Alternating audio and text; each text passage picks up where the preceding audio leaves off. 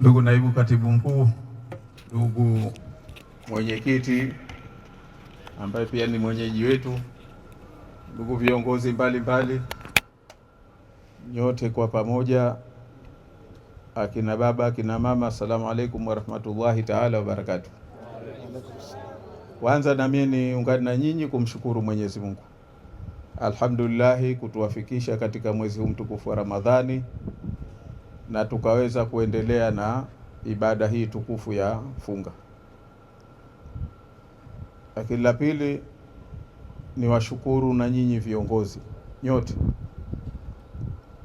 wa matawi, wa majimbo, wa mkoa, lakini na pia makao makuu kwa maandalizi ya ziara hizi ambazo zimefanya kazi yangu mimi iwe nyepesi.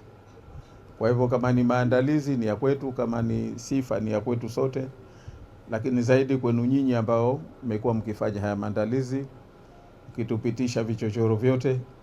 Alhamdulillah, tumeweza kuikamilisha kwa awamu hii ya leo. Ndugu viongozi, tunakumbuka kwamba na kama mwenyekiti alivyosema kwamba tumekuwa na ada hii ya mwezi mtukufu wa Ramadhani kuwapitia wenzetu mbalimbali waliopata mitihani mbalimbali, kuwaona, kuwajulia hali. Lakini katika hilo linatupa fursa kwa kweli. Sisi tuna dhamana kwa wananchi, hatuna dhamana kwa ofisi zetu wala kwa vyama vyetu, lakini tuna dhamana kwa ujumla kwa wananchi.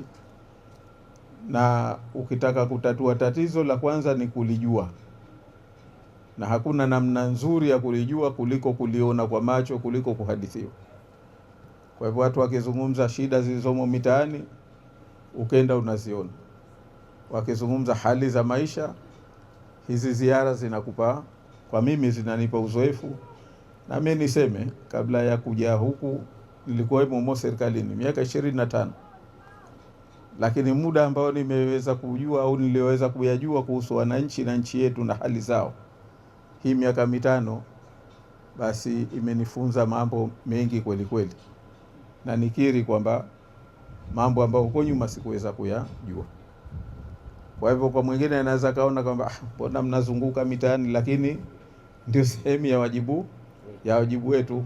Na mimi ndio maana hii kazi hii, shughuli hii huwa naipenda, kwa sababu inaniingiza na mie shule maneno ya vijana, kuyajua hasa hali iko vipi. Mwingine ukimwambia huko hata hakufahamu, lakini ukija ukiyaona, ukihadithiwa, wala huhitaji kuhadithiwa tena, maana unayoona peke yake ni hadithi. Kwa hivyo ni muhimu kwa sisi ambao tuko karibu na wenzetu, tujitahidi. Sisi tunapata muda mdogo, tunapata watu wachache kuonana nao, lakini katika huu mwezi mtukufu wa Ramadhani kwa kweli hali zinakuwa ngumu. Ramadhani ilivyokuwa mwaka jana sio ya mwaka huu. Mwaka huu imekuwa ngumu zaidi, kwa sababu imeingia mpaka vijijini huku. Hali ya hewa mmeiona, mvua zimepungua kidogo za vuli. Kwa hivyo hali za maisha zimekuwa ngumu zaidi kupita kiasi. Kwa hivyo mimi niwaombe viongozi kwamba tuendelee kuwapitia wenzetu wale wenye hali ngumu. Wengine tuambizane, tutapata kuwagongea wenzetu wengine waliokuwa hali Mwenyezi Mungu awapa wasaa, ili tutafute namna gani ya kuwasaidia. Lakini wajibu wetu, tusimwache mtu akapata shida ya kupindukia katika mwezi huu mtukufu wa Ramadhani. Kwa mimi niwaombe sana katika hilo, tuliendeleze, tulifanyie kazi. Niliona wenzetu wengine walikuwa na utaratibu huo, kama uongozi wa mkoa kulisimamia. Sina hakika magharibi na magharibi, lakini mimi naomba tulifanyie kazi kwa nguvu sana. Hali ni ngumu sana kupita kiasi kwa hakika. Kwa hiyo baada hiyo tunaendeleza ziara. Kesho tutakuwa mjini inshallah. Niseme hili ni moja, lakini mnajua nyote kwamba mmetuachia kazi tuendeleze ile jingine kubwa. Toka tulipoonana Majid Hall hakuna kilichobadilika kikubwa, isipokuwa tu taarifa kwamba wenzetu nao wamo kwenye kukamilisha hatua zao za ndani, ili haya tupate kuja kuyakamilisha haya mengine ya kuja kuyafanyia kazi. taarifa tuliokuwa nayo mpaka jana niliyopewa kwamba wenyewe wanasema anaendelea vizuri. Kwa hivyo inshallah, sasa sijui ni uzuri wa kwetu au ni uzuri wa kwao, maana kila mtu anasema uzuri yategemea macho yake, au sivyo, na analolitafuta.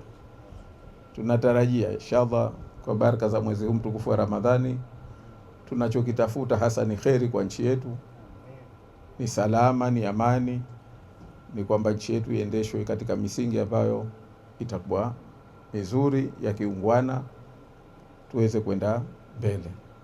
Kwa hivyo tutarajie, tuendelee utawakali kwa Mwenyezi Mungu kwa dua.